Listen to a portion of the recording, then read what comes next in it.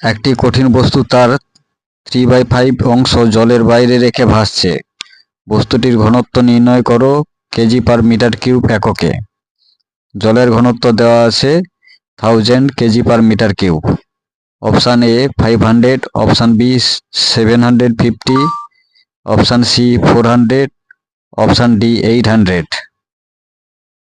বস্তুটি তার 3/5 অংশ জলের বাইরে রেখে ভাসছে, অতএব নিমজ্জিত অংশ 1 - 3/5 সমান 2/5।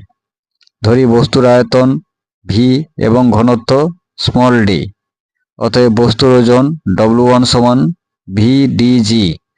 নিমজ্জিত অংশের আয়তন 2V/5, অতএব অপসারিত জলের আয়তন 2V/5।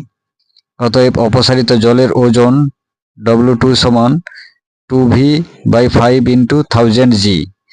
ভাসমান বস্তুর ক্ষেত্রে বস্তুর ওজন সমান অপসারিত জলের ওজন, অর্থাৎ VdG = 2V/5 × 1000 G বা D = 2/5 × 1000 সমান 400 কেজি পার মিটার কিউব।